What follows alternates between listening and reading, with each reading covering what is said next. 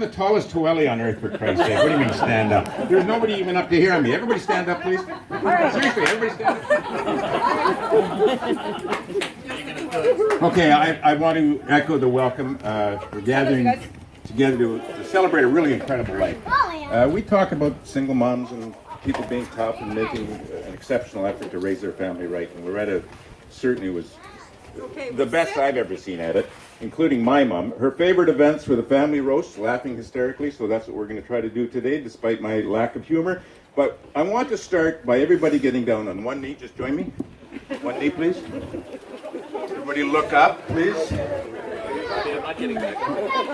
Okay, we're not down here to pray. I want everybody to look up and imagine this is what Loretta Tuele saw for her entire life. This is like the angle.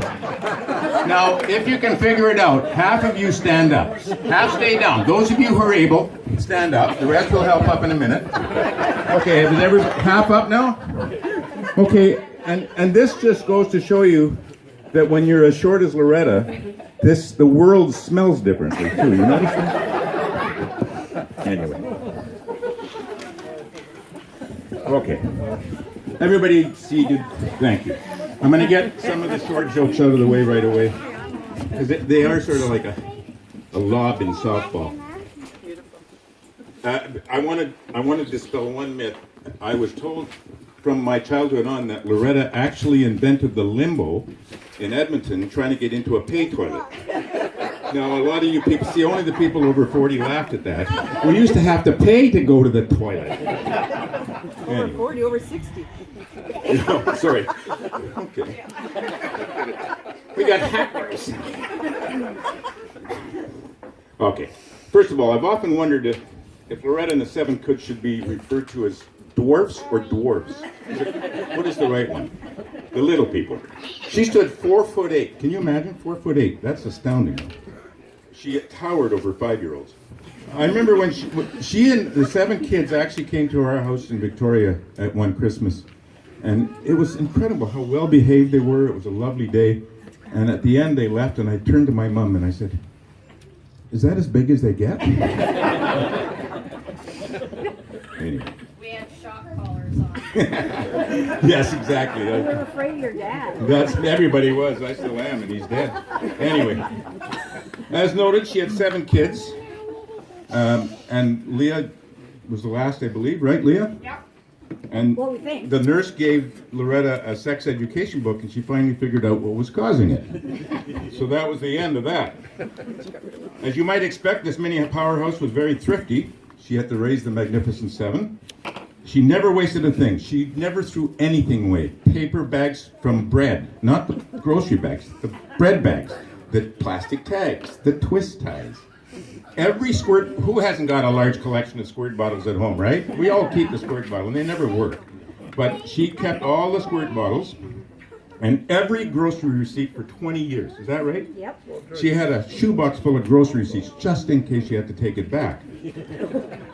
Many of you may remember when smoking was okay. The only thing it did was stunt your growth. So Loretta was a smoker, but again, reflecting her enormous thrifty way, she would make them. Do you remember the rubber machines that you rolled your own cigarettes? They're about this big. And Vogue. Well, yeah. And what was the best part? When they let the kids cut the cigarettes with the razor blade, right? And who can't remember Loretta doing this? And you pick all the tobacco off your lip, right? Oh, sorry, that's my notes. If I jumped forward a bit, it was because I didn't get a clothes peg from Greg. He offered one, actually. I'm just kidding. Anyway, where are I? Yeah, in keeping with her caution with money, the kids had to share the same bathwater. This is sad. Ronnie being the oldest, he'd get the clean bathwater, and then in descending order, I'm sorry, Leah was like sitting in gray water. And I'm telling you, this is how thrifty Loretta was. She actually made soup out of the tub water.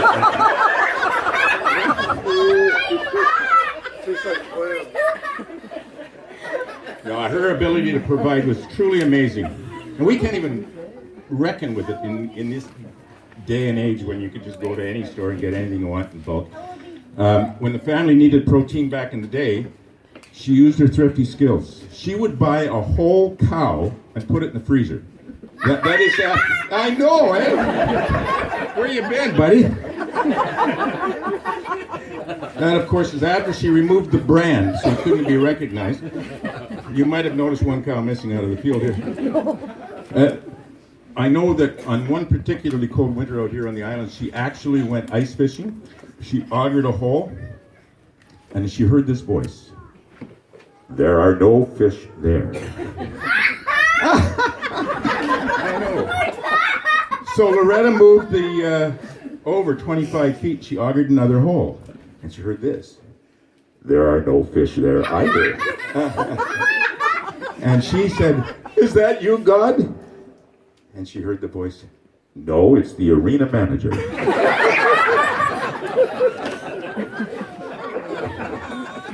Well, speaking of arenas, anybody that knew Loretta, you know her greatest passion, other than her kids, was figure skating. And almost to a mental disorder, obsessive compulsive thing.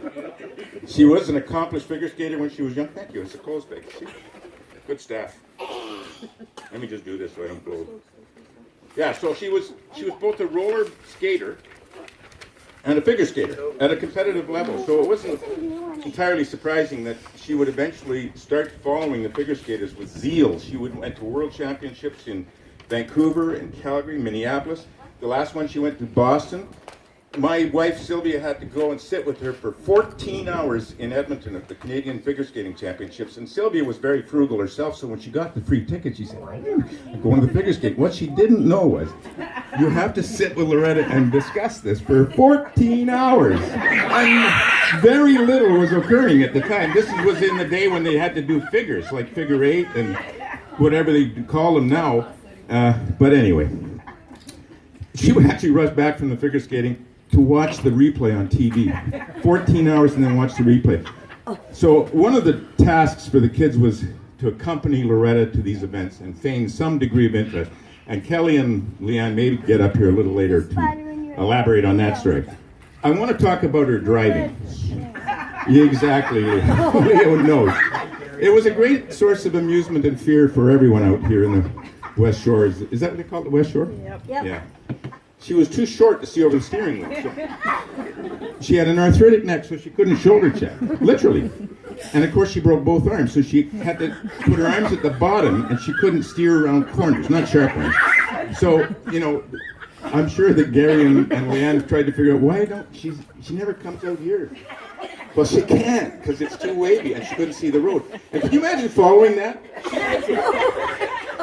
It was like self-driving cars way before they were even talking about it. Anyway, the funny thing about all of that, she actually was a speed demon. She loved driving fast. She figured, what if she's going to go fast? You know, like if you're going to hit something, kill yourself really quickly. She actually got stopped one day and got 3 speeding tickets in one day. Can you imagine that? I've never got one. I should say I got one on the way down here on the Malahat. But anyway, she got 3 in one day. So the cops pulled her up. She was a little angry. She said, "Sorry, officer, I didn't realize my radar detector wasn't plugged in." So the cop says, "Maybe you better give me a driver's license and your registration." She said, "Hold my spicy Caesar." If you knew Loretta, you know what a spicy Caesar was. She liked them. She finally did give up her license after Ronnie and Darren and all those guys got very slow fixing her car when anything went wrong. She brought it home one day. She said to Darren, "There's water in the carburetor." And he said, "Really?" He says, "It won't start." "There's water in the carburetor." "How do you know there's water in the carburetor?" He says, "Because the car's in the river." Anyway, they didn't fix the car. So she decided to give up her license. And then the kids became chauffeurs, of course, and they always had to stop at the 17-mile pub, or the 6-mile pub, or some pub or another for spicy Caesars. So the kids were driving impaired all this time, which is nice to know. I think if you look on the back fence there, you will see some interesting art. Loretta was an artist. Actually, her mother was an artist first, and Loretta took that up. And she started with oils, as many of us do, and then went on to Japanese painting. The Japanese were not amused, but she was using watercolor, so it washed off fairly easily. And by the way, I want you to know that all of these paintings are meant as gifts. For for sale. Well, for a very small amount. I will be selling mine on eBay later. So if you do see, there's a couple that already have stickies on them. Just go back there and put a sticky and claim it, and then throw it out when you. Oh, I'm just kidding. These are lovely. Think about that. She did every one of those paintings with no easel because she couldn't reach it. Foot painting. She was a dynamic woman. She had so many interests, and oddly enough, after getting rid of the 7 Rugrats, instead of just saying I'm free, she got goldfish. And the fish were a lot like her kids, except they had clean bathwater.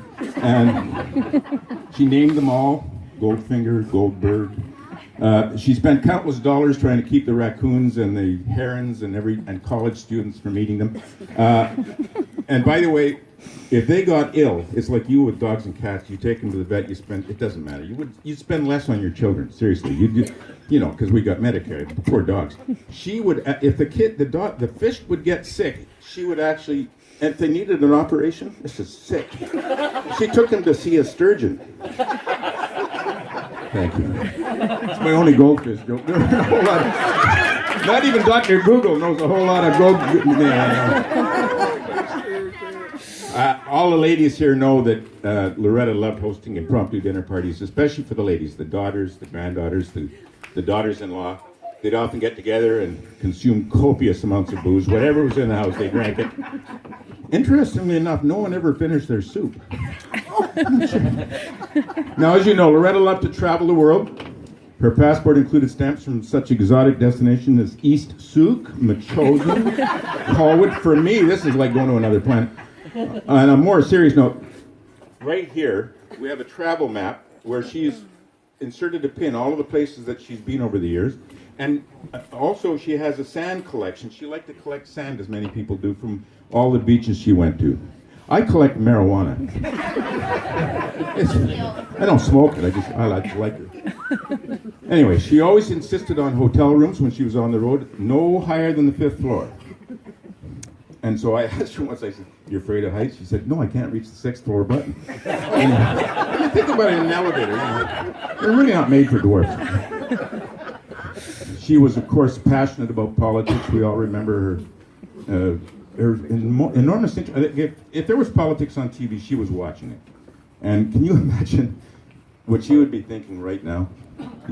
Seriously? With this election? Yeah, with both the provincial one and Donald south of the border there. Oh my goodness gracious! If I didn't know that she right now is in heaven watching Barbara Ann Scott do a double salchow, I would say she'd be rolling over in her grave right now, especially with the American results. I also mentioned the artworks being available, and I don't want to conclude on a pecuniary note, that's hard to say, but she also has a very large box of twist ties and plastic bags, if you're at all interested. Ooh, I'll take a Just put a plastic sticky on it. I'm actually, got a whole nother page here, but I want this to be shared by everyone. And so my job here was just to start talking and get this little guy laughing. And we're going to ask, I think Leanne would like to come up and just maybe flesh out the story about the figure skating and what it meant to the kids and how much you just don't love figure skating right now. Where's Leanne? I'm here, but You want to do it sitting? I don't need to go up to the mic. Okay, you do I'm sit there. small enough for I can bring this over. No, it's good. No,